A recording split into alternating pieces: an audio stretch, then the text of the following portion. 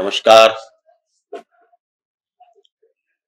अभी तक हमने आपसे ट्रायल की बात की और हमारे द्वारा ट्रायल जो है आपको बताए गए कौन-कौन से ट्रायल होते हैं और सेशन ट्रायल भी आपको समझाया गया। सेशन ट्रायल सबसे बड़ा ट्रायल होता है और उसके अंदर ही सारे ट्रायलों को आ जाते हैं। इनमें अब सेशन ट्रायल अगर समझ में आ जाता अगर आपके आपके तो बाद में बहुत ईज़ी हो जाता है, कोई फिर प्रॉब्लम का काम खत्म हो जाता है। लेकिन क्योंकि सिलेबस में भी है, बच्चों से पेपर भी पूछे जाते हैं, पेपर में भी आता है, इसलिए इस टॉपिक को बनाना सीआरपीसी के इस टॉपिक को बनाना। अभी हमने सीआरपीसी में पहले इन्वेस्टिगेशन कंप्लीट किया था। अब ये हमारा जो सेकंड है वो ट्रायल के ऊपर चल रहा है। तो ट्रायल के अंदर अपील वगैरह, ट्रायल सेशन ट्रायल बताया गया, अपील डिवीजन वगैरह हमने आपको क्लियर कर दिए। नाउ मैं आता हूँ, पहले तो दोबारा से ट्रायल बताता हूँ कौन-कौन से केस होते हैं। एक तो ट्रायल होता है कंप्लेंट केस का, दूसरा होता है समन केस का, तीसरा ट्रायल होता है वारंट केस का और एक होता है समरी ट्रायल और एक होता है सेशन ट्रायल। अगर आपको सेशन ट्रायल समझ में आ गया, जैसा कि मैंने पहले बताया, तो आपको इसे समझने में भी कोई भी दिक्कत नहीं आएगी। जिन केसेस में 2 साल से ऊपर की सजा होती है और पुलिस में उनकी एफआईआर दर्ज हो जाती है, वो वारंट ट्रायल कहलाते हैं, जिसकी की डेफिनेशन सीआरपीसी के सेक्शन 3 में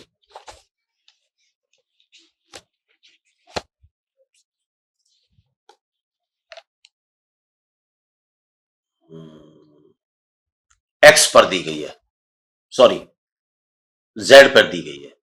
warrant case means a case relating to an offence punishable with death, imprisonment for life और इम्प्रिजनमेंट टर्म एक्सीडिंग टू 2 साल से ज्यादा के। और समन केस की कोई डेफिनेशन नहीं है। क्या डेफिनेशन है उसे सुन लो, अगर समझ में आ जाए तो। खाली उसे ही पढ़ोगे डेफिनेशन को तो समन केस की समझ आएगी। Summons case means a case relating to an offence and not being a warrant case, ये डेफिनेशन है इसकी। बताओ इसमें क्या समझो, इसे आप ऐसे समझो। समन केस वो है जिनमें 2 साल से कम की सजा है और वारंट के और कंप्लेंट केस वो है जहां पुलिस को लगता है कि केस नहीं बनता और मजिस्ट्रेट भी समझता है केस नहीं बनता, तो कह दिया जाता है कि भाई आप इन्वेस्टिगेशन करो कंप्लेंट से कि भाई तुम अपने आप करो। तो ये इस तरीके से हो जाता है। और एक होता है समरी ट्रायल। अगर छोटे से छोटे केस होते हैं, पीटी ऑफेंस होते हैं, जो बहुत ज्यादा समाज को इफेक्ट नहीं डालते, या कहते हैं कि जो अधिकतर जुर्माने से संबंधित है, उनका समरी ट्रायल, या जिनको लॉ डिसाइड करेगा ये समरी ट्रायल करो, तो उसको समरी ट्रायल कहा जाता है। तो ये थे हमने जो आपको बताए, ये ट्रायल हमने आपको बताने की कोशिश करी कि ये ट्रायल होते हैं। तो सेशन ट्रायल हमने समझा दिया। मैं दोबारा सेशन ट्रायल को बताता हूं ताकि आपको मजिस्ट्रेट ट्रायल समझ में आ जाए। ट्रायल के अंदर सबसे क्या होता है, जैसी चार्जशीट आती है, सबसे पहले कोर्ट कॉग्निजेंस लेती है, मुलजिम को समन इशू किए जाते हैं, मुलजिम आता है, आने के बाद उसे बहस वहस सुनी जाती है। अगर मामला केस बनता है तो चार्ज लगा दिया जाता है, नहीं तो मुलजिम डिस्चार्ज किया जाता है। अगर मुलजिम अपनी प्लीड गिल्टी कर लेता है तो वहीं सजा दे दी जाती है। अगर मुलजिम कहता है कि नहीं साहब मुझे प्लीड गिल्टी नहीं करना है, तो उसके खिलाफ चार्ज लगाने के बाद में प्रोसिक्यूशन की एविडेंस बुला ली जाती है और एविडेंस बुलाने के बाद उसको उसको जो है उसका बयान लिख लिया जाता है, सारी एविडेंस उसे पढ़ के सुना दी जाती है।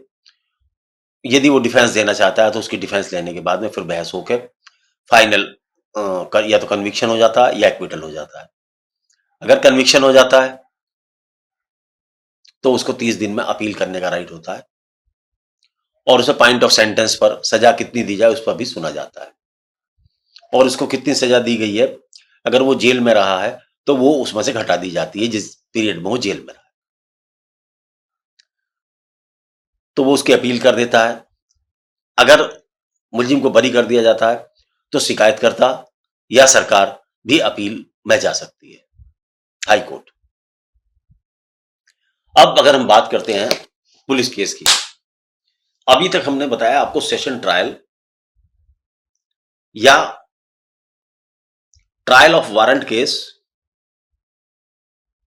Trial of warrant case in session court. अब हम उन ट्रायलों की बात करते हैं जो मजिस्ट्रेट ट्रायल है। मजिस्ट्रेट ट्रायल कौन सी ट्रायल्स हैं? अधिकतर जिनमें 2 साल से ऊपर की सजा होती है। वैसे तो बहुत सारे हैं, ये कहना कि किसी सजा में नहीं बांध सकते मजिस्ट्रेट ट्रायल को। सेशन ट्रायल वो केस हैं जिनको ये शेड्यूल्ड जिसे मैं दिखा रहा हूं, शेड्यूल्ड नंबर 1 जो सीआरपीसी के एंड में दी हुई है। शेड्यूल्ड नंबर 1 में जिन्हें सेशन ट्रायल बनाया गया वो सेशन ट्रायल है, और जिनको मजिस्ट्रेट ट्रायल बनाया गया वो मजिस्ट्रेट ट्रायल। और वारंट केस उन्हें तब कहते हैं जब उनके अंदर 2 साल से ऊपर की सजा होती है, उसे वारंट केस कह सकते हैं। या इसको हम ये भी कहते हैं कि case instituted on police report, case instituted on police report. तो इसका चैप्टर नंबर 20 है, trial of warrant case by magistrate. Number 1 case इसके अंदर जो डिसाइड किया, ए पे the case instituted on A police report. जो पुलिस रिपोर्ट पर आधारित केस होते हैं उनके ट्रायल से संबंधित एक नियम बताया जाता है। सबसे पहले इसके अंदर वो, ये ज्यादा टाइम नहीं खराब करूंगा इसमें, क्योंकि जो सेशन ट्रायल है वो ये ट्रायल है। इसकी शुरुआत सेक्शन 261 से होती है। 261 में यह कहा गया है कि मजिस्ट्रेट उसे कॉपी प्रोवाइड करेंगे। मजिस्ट्रेट साहब जिस मुलजिम को बुलाया गया है, देखिए 3 बातें तो इसमें पहली एक होनी है सेम। एक तो 210 की प्रोसीडिंग्स इसमें होनी है, केस का कॉग्निजेंस कोर्ट लेगी 210 में, उसे बुलाएगी, इशू ऑफ प्रोसेस करेगी 227 में, 230 की सप्लाई कॉपी कर देगी। ये 3 स्टेज समन ट्रायल में भी सेम है और इसमें भी सेम है। समन ट्रायल में भी सेम है और वारंट ट्रायल में भी सेम है और सेशन ट्रायल में भी सेम है। बस इनके सेक्शंस बदले गए हैं। अब इसमें क्या सेक्शन हो गया, इसमें 261 सेक्शन हो गया। 261 सेक्शन में ये है कि वो इसकी कॉपी वॉपी कोर्ट दिलवाएगी। कोर्ट इसके अंदर फिर आता है, अगला स्टेप आता है सेक्शन 262। कॉपी दिलवाने के बाद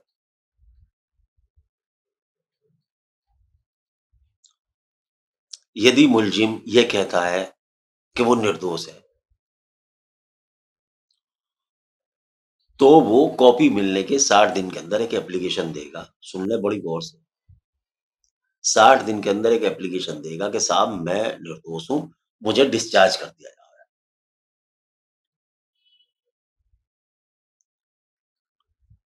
फिर उसके बाद कोर्ट जो है पुलिस रिपोर्ट वगैरह जो दस्तावेज जो पुलिस के आईओ ने कोर्ट में जमा किए हैं, मुलजिम को सुनेगी और प्रोसिक्यूशन को सुनेगी कोर्ट उस एप्लीकेशन पर। और ये पाती है कि वो आदमी जिसके खिलाफ आरोप पत्र दाखिल किया है निर्दोष है, तो कोर्ट उसे राइटिंग में ऑर्डर करके उसे बरी कर देगी, तो सॉरी डिस्चार्ज कर देगी, अर्थात उस पर चार्ज नहीं लगाएगी। लेकिन यदि उस एप्लीकेशन को लिखने के बाद में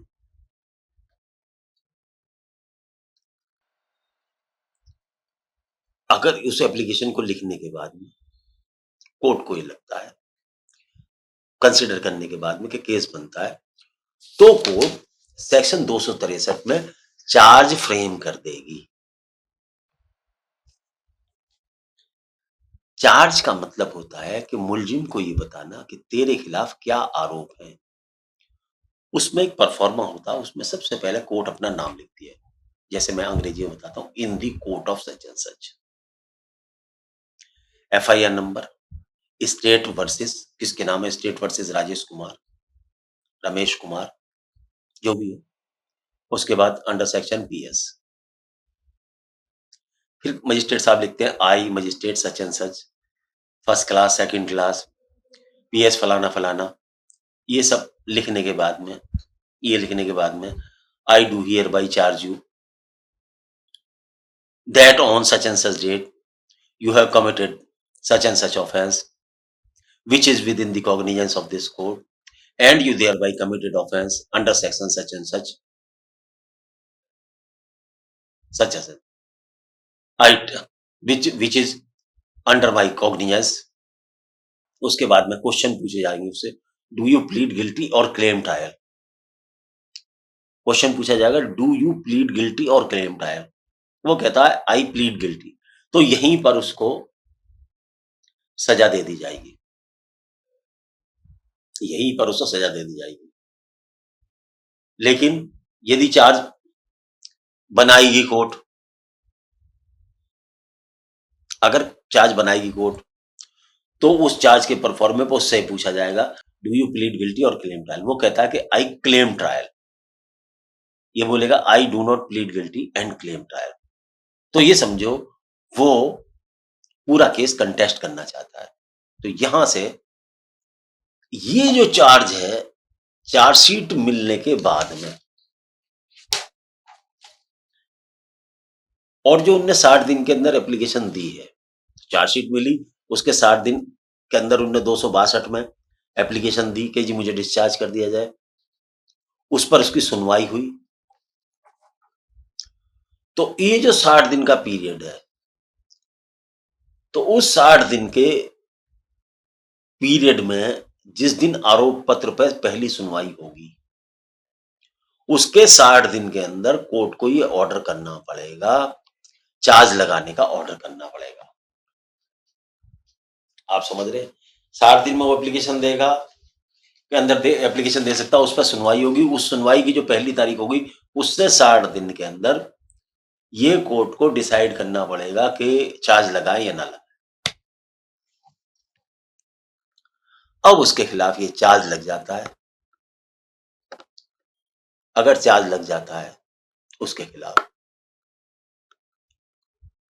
और वो कहता है कि मैं ट्रायल करना चाहूं, तो अगर वो कहता है कि मैं अपराध किया है, तो 264 में उसके खिलाफ वो प्लीड गिल्टी का ऑफेंस लगा के काम खत्म, सजा कर दी जाएगी। नहीं करता तो जैसे पहले उसमें हुआ था सेशन ट्रायल में, प्रोसिक्यूशन को मौका दिया जाएगा कि प्रोसिक्यूशन से कहा जाएगा तुम अपने अपने गवाह बुला लो। प्रोसिक्यूशन गवाह बुलाएगी। ये जो 265 है, मैं जरा आप इसको समझाने की कोशिश करूंगा अभी, इसको पूरा करने के बाद। सारी की सारी गवाही जितनी भी प्रोसिक्यूशन के पास है, मतलब ड्यूटी ऑफिसर है, कंप्लेनेंट है जिसके चोट लगी है, डॉक्टर है, मेडिकल एक्सपर्ट रिपोर्ट है, मैकेनिकल एक्सपर्ट रिपोर्ट है, जो भी चीज पुलिस ने रिलाई करी है, उन सारे गवाहों को बुलाने के बाद में उनका बयान होंगे, जिसको बयान को बोलते हैं एग्जामिनेशन चीफ। उसके बाद डिफेंस को मौका दिया जाएगा क्रॉस एग्जामिनेशन का, तो क्रॉस एग्जामिनेशन होगा। ये सारी की सारी चीजें उसकी होने के बाद में क्रॉस हो जाएगा। क्रॉस होने के बाद में उसको जो है, वो अगर विटनेस हॉस्टाइल हो जाएगा तो उसके लिए एक अलग प्रोविजंस है, जो इंडियन एविडेंस एक्ट का मैटर आएगा। देखिए क्या है, लॉ में सारी चीजें साथ साथ चलती हैं।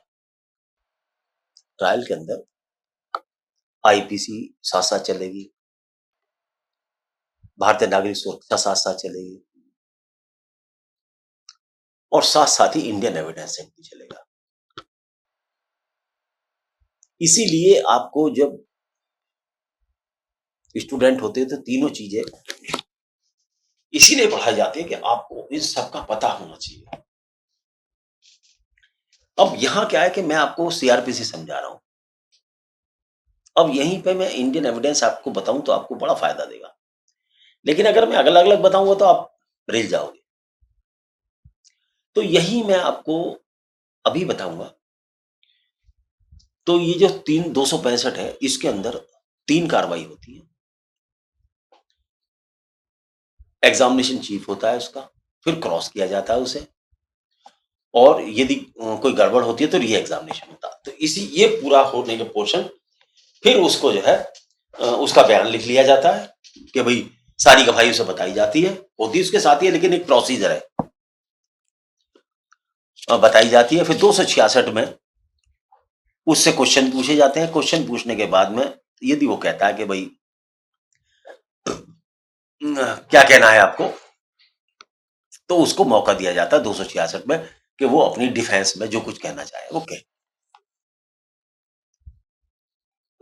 उसके बाद में फिर इसका जो है सेक्शन ये आता है 271। बीच में फिर कंप्लेंट ट्रायल आ जाता है, उस कंप्लेंट ट्रायल की भी बात नहीं करते। तो वो या तो उसे सजा कर दिया जाता है या बरी कर दिया जाता है। जो भी उसका ऑर्डर होगा वो हो जाएगा, सजा हो गया तो सजा, बरी हो गया तो बरी हो जाता है। उसके बाद फिर वही अपील रिवीजन का प्रोसीजर है। चाहे अपील करे, चाहे रिवीजन कर अपील करे। और रिवीजन की स्थिति वही है कि अगर ट्रायल के अंदर कोई खराबी आई है, कोई ऑर्डर गलत हो गया है कॉग्निजेंस से लेकर ट्रायल के बीच में, तो सॉरी।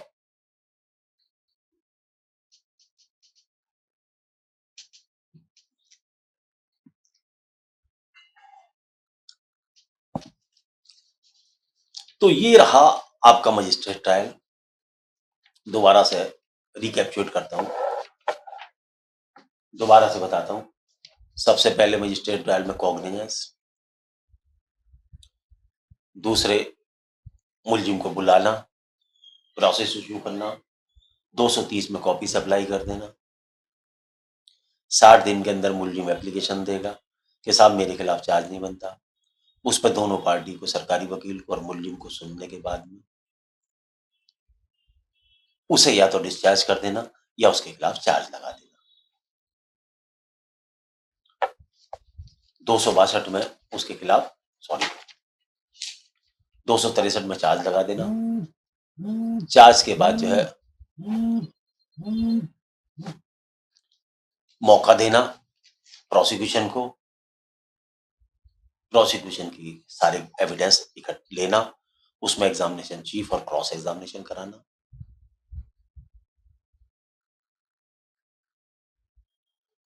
और उसके बाद में उसकी डिफेंस लेना, उसको सुनना डिफेंस पे, उसकी गवाह लेना, मुलजिम के गवाह लेना। उसके बाद बहस, और बहस होने के बाद में या तो मुलजिम को सजा करना या बरी करना। उसके बाद मुलजिम का राइट है कि वो अपील कर दे अपने केस की सेशन न्यायालय में, क्योंकि मजिस्ट्रेट की जो अपीलेट कोर्ट है मजिस्ट्रेट केस की, वो सेशन न्यायालय है। तो ये था पुलिस ट्रायल, बहुत छोटा है। अगर सेशन ट्रायल आपकी समझ में आ गया तो इसको कुछ नहीं। अब यहीं पर 5-7 मिनट अब इसमें है, आपको मैं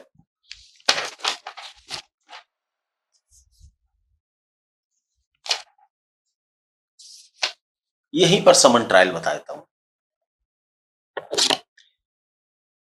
सारी प्रक्रिया यही वाली होनी है। कॉग्निजेंस लेगी मजिस्ट्रेट साहब, कॉग्निजेंस लेंगे, प्रोसेस इश्यू होगा, कॉपियों की सप्लाई होगी 230 में, सप्लाई की जाएगी मुलजिम को। इसके अंदर बस क्या होता है, इसके अंदर जो सेक्शन इंपॉर्टेंट है ना, बाकी प्रोसीजर सारा का सारा एक होना है। बस इसमें जो है, जो यहां 262 में चार्ज लगा था, 263 में चार्ज लगा था, इसके अंदर मजिस्ट्रेट सेशन ट्रायल में, ओ सॉरी मजिस्ट्रेट ट्रायल में, मजिस्ट्रेट नहीं वारंट ट्रायल में, मजिस्ट्रेट ही की कोर्ट में समन ट्रायल भी चलता है और सेशन मजिस्ट्रेट की कोर्ट में ही मजिस्ट्रेट ट्रायल भी चलता है, और सॉरी वारंट केस भी चलता है और समन केस भी चलता है। समन केस उनको कहते हैं जिनमें 2 साल तक की सजा होती है, और वारंट से जिसमें बड़ी सजा होती है। अब इसमें जरा सा अंतर है, वहां तो चार्ज लगता है, यहां चार्ज वाले परफॉर्मेट नहीं होता। बस यहां क्या होता, substance of accusation to be stated, क्योंकि 2 साल तक की सजा के केस हमारे यहां सीरियस केसेस में नहीं गिने जाते। इनके अंदर मुलजिम को सजा देने के बाद में प्रोबेशन पर भी छोड़ दिया जाता है कि भाई आगे देख, आज तो तूने गलती कर दी है लेकिन भविष्य में मत छोड़ करियो। तो इसमें बहुत सारी अपॉर्चुनिटीज होती हैं और इन केसेस में माफी भी मांग के छूट जाते हैं लोग। बहुत ज्यादा हीनियस ना हो तो सजा दी जाती है, गलंदा काम ना हो। अदरवाइज इन केसेस में माफी का भी प्रोविजन है, लोक अदालत में भी हम इन्हें डिसाइड कर लेते हैं। तो इसमें बाकी सारी प्रोविजंस तो आप याद रखें, वही चलेंगे, लेकिन हल्का सा एक चेंज है इसमें।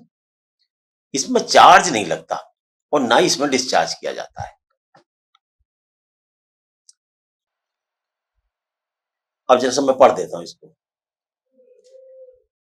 274 अभियोग का सारांश बताया जाना। जब समन मामले में अभियुक्त मजिस्ट्रेट के समक्ष हाजिर होता है या लाया जाता है, तब उसे अपराध की विशिष्टताएं बताई जाती हैं जिसका उस पर अभियोग है, और उससे पूछा जाता है कि या वह दोषी होने का अभिवाद करता है या प्रतिरक्षा करना चाहता है, किंतु यथारीति आरोप विचारित करना आवश्यक न होगा। देखिए, मैंने आपको बताया था ना अभी कि इसके अंदर एक बहुत रिफाइंड तरीके से आरोप का परफॉर्मे वगैरह नहीं बनाए जाते, बल्कि एक छोटा सा हल्का सा ऑर्डर करके that on such and such that you have committed such and such offense, do you plead guilty or claim trial, ये पूछ लिया जाता है।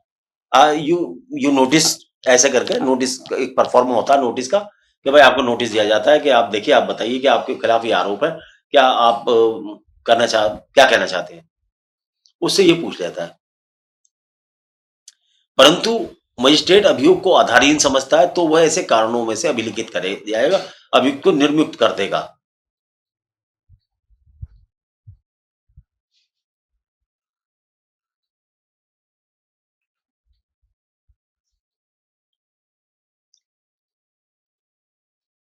अगर मजिस्ट्रेट को लगता है कि ये मामला जो पुलिस लाई है वो अच्छा नहीं है मुलजिम को सुनने के बाद में, तो वो उसको रिलीज कर देगा। रिलीज मतलब स्कॉट फ्री कर देगा, उसको एज ए डिस्चार्ज ही समझा जाएगा। डिस्चार्ज वर्ड को ऐसा ना लेके बल्कि इसको डिस्चार्ज समझा जाएगा। इसमें ये कहा है कि इफेक्ट ऑफ ए डिस्चार्ज ही रहेगा वो। तो इसके अंदर चार्ज का एक प्रॉपर परफॉर्मर ना होके एक सब्सटेंस बताया जाता है उसके अंदर, और वहां चार्ज फ्रेम करना मैंडेटरी है। वारंट ट्रायल में, वारंट ट्रायल और सेशन ट्रायल में चार्ज फ्रेम करना मैंडेटरी है। इसके अंदर चार्ज फ्रेम करना मैंडेटरी नहीं है, बल्कि उसको सारांश बताया जाना इंपॉर्टेंट है। बस ये 274 का अंतर है। बाकी इसके अंदर सारी की सारी बातें बिल्कुल सिमिलर है। इसमें कुछ भी नहीं है, इसमें कुछ भी नहीं है। जो उसके नियम है वारंट ट्रायल के, बाकी सारे के सारे नियम उसी तरीके से फॉलो होगा। लास्ट में एविडेंस होगी, मौका दिया जाएगा, सब कुछ उसे भी पूछताछ का सारे के सारे अवसर दिए जाएंगे। इसमें भी वही है, दोष सिद्ध ना होना, दोष मुक्ति होना, परिवाद का हाजिर ना होना, उसकी मृत्यु हो जाना, परिवाद का वापस लेना, ये सारी की सारी परिस्थितियां उससे आएंगी और बाकी सारा का सारा नियम वही निभाए जाएंगे। ज्यादा कोई इसमें वो नहीं है। तो इसे समन ट्रायल बिल्कुल, अगर अपना पुलिस ट्रायल समझ लिया, इसमें चार्ज बनता है, इसमें चार्ज का फ्रेम परफॉर्म बनाओगे, इसमें 274 में सब्सटेंस ऑफ एक्यूजिशन से बताया जाता है। ये हुआ आपका topic. Same condition summary trial की भी है। समरी ट्रायल को भी आप बिल्कुल बहुत सिंपल होता है, उसमें भी इस तरीके से ही किया जाता है। समरी ट्रायल अभी आपको बाद में कभी देखेंगे। अभी हम सबसे पहले हम उस टॉपिक पे आते हैं जो हमने आपसे बताया था कि आपको जरा सा वो समझाने की हमारी जरूरत है।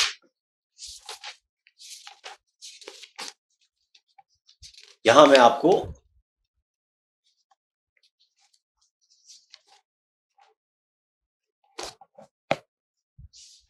मैंने आपसे वादा किया था कि 265 जो सेक्शन है,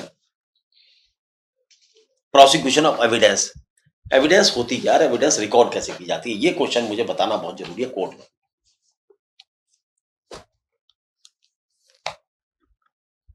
section 142 of Indian evidence act. Criminal law में सब चीजें एक साथ चलेंगी, तो इसलिए यहीं पे आपको समझाना, एविडेंस के चैप्टर में इसे समझाना मेरे लिए इंपॉर्टेंट था। 142 में ये प्रोविजन बताया कि साक्ष्यों की परीक्षा क्या होती है। यहां मैं आपको शॉर्ट में बताऊंगा, लेकिन जब इस एक्ट को पढ़ाऊंगा, इंडियन एविडेंस एक्ट को, तब आपको इसे बृहत में पढ़ाऊंगा।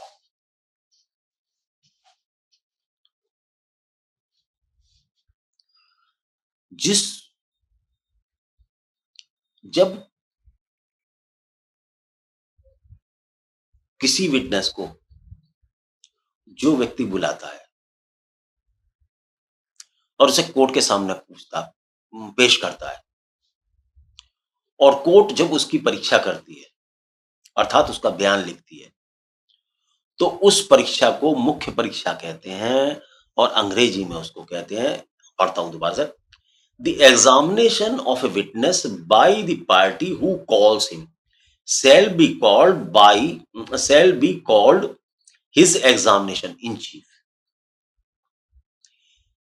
इस भारतीय साक्ष्य नियम इंडियन एविडेंस एक्ट 2023, पहले इसका कुछ और, पहले तो इसका सन और था, अब ये आज है। इसकी खासियत ये है कि ये सिविल मुकदमे और क्रिमिनल मुकदमे, ये दोनों में काम करता है, ये ध्यान रखें। सीआरपीसी केवल क्रिमिनल मुकदमे में काम करती है, सिविल में काम नहीं करती, लेकिन ये एक्ट सिविल और क्रिमिनल दोनों में काम करेगा। इसलिए इस चीज को समझना आपके लिए सिविल में ही फायदा और क्रिमिनल में फायदा। तो पहली बात, एग्जामिनेशन चीफ, जिस पार्टी ने उसे बुलाया, जब वो उसका बयान कराती है, वो सारी घटना अपनी बताता है। मान लो शिकायत करता है, वो आया, उसने बताया कि मेरे साथ ये हुआ, तो ये तो हुआ एग्जामिनेशन चीफ।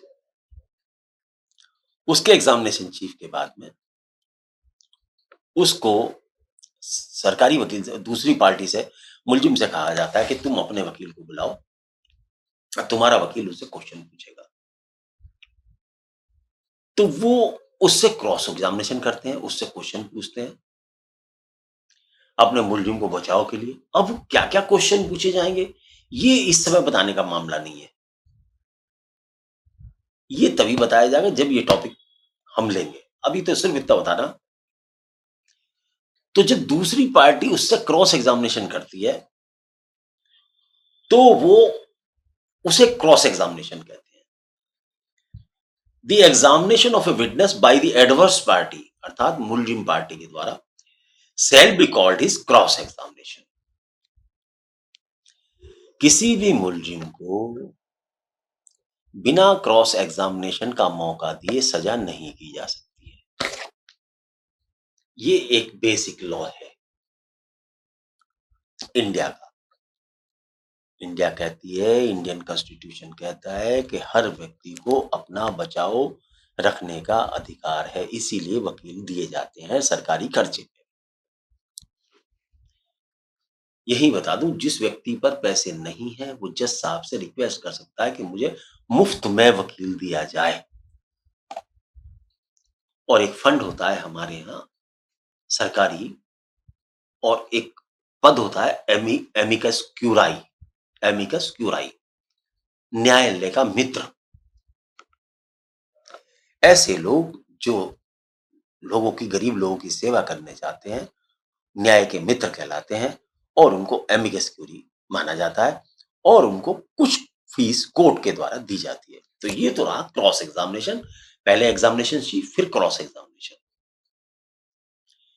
फिर तीसरे नंबर पे आता है, यदि पक्षकार हॉस्टाइल हो जाता है, जिसने बुलाया है उसके पक्ष की बात ना कह के मुलजिम के पक्ष की बात करता है, तब जो पार्टी उसे बुलाती है उसको री एग्जामिनेशन करती है। तब जब विटनेस हॉस्टाइल हो जाता है, तब री एग्जामिनेशन करती है वो, तब ये कहलाता है वेस्ट हॉस्टाइल होने पर क्रॉस एग्जामिनेशन या री एग्जामिनेशन। तो ये री एग्जामिनेशन कहलाता है। तो यहां मैंने आपको ये बताया कि 265 के अंदर क्या-क्या होता है। सारी गवाहों की गवाही में chief examination chief, cross examination और पुनः परीक्षा, ये 3 चलती है, जैसी परिस्थिति होती है वैसे होती है। अब क्रॉस में क्या पूछा जा सकता है, क्या नहीं पूछा जा सकता, ये इसको पढ़ने के लिए हमें इंडियन एविडेंस एक्ट के जो सेक्शंस हैं 142 से लेकर कम से कम 10 सेक्शन पीछे चले जाएं तो वो सारे के सेक्शन पढ़ने पड़ेंगे। और उन सेक्शंस की एक-एक बात इंपॉर्टेंट है, वो आपको यहां बताना टॉपिक में जब 30 मिनट हो चुके हों तो मुश्किल है। उसके लिए एक अलग शूट किया जाएगा वीडियो, ताकि आप उसे क्रॉस एग्जामिनेशन को पढ़ सकें। या मैं ये करता हूं कि अगला जो टॉपिक बनाऊंगा, लेकिन फिर वही है कि प्रॉब्लम ये आएगी कि जब मैं वो वाली किताब पढ़ाऊंगा तो फिर उसमें प्रॉब्लम होगी। इसको आप यहीं तक समझें, सीआरपीसी तक ही सीमित रहने दें आप। अगला टॉपिक क्या होगा आपका, समरी ट्रायल वगैरह सब मैंने बता दिए, छोटे-छोटे ट्रायल से। ये टॉपिक्स मुझे बताना, मैंने ट्रायल अपील, जो आपको सीआरपीसी में बहुत इंपॉर्टेंट तथ्य थे, ये मेरे द्वारा आपको बताए गए। तो अब देखते हैं अगला टॉपिक क्या बनता है, क्या दिमाग में आता है। तो इसकी जो मैंने बैकबोन थी सीआरपीसी की, वो बैकबोन मैंने आपको बता दी, investigation and trial and appeal. ये ही इसकी रीढ़ की हड्डियां हैं जो पसली से जुड़ी हुई। इन्वेस्टिगेशन कंप्लीट आपको समझाया गया है, लेक्चर 34 से पढ़ाना चालू किया था, इन्वेस्टिगेशन बताया गया कम से कम 10 लेक्चर्स में। उसके बाद आपको हमने लेक्चर वो बताया, उसके बाद बताया हमने आपको ट्रायल्स बताए, उसमें सेशन ट्रायल बता दिया आपको, वारंट केस बता दिए, सेशन ट्रायल केस बता दिए और समन केस का ट्रायल आपको मैंने बता दिया, चार्ज बता दिए आपको। उसके बाद अपील और रिवीजन मैंने आपको समझा दिया, और जो भी अभी काफी इंपॉर्टेंट है इसके अंदर सीआरपीसी के अंदर, वो बातें भी मैं आपको बताने की कोशिश करूंगा नेक्स्ट वीडियो में। नमस्कार, आज के लिए बहुत धन्यवाद आपका सुनने के लिए। जय हिंद।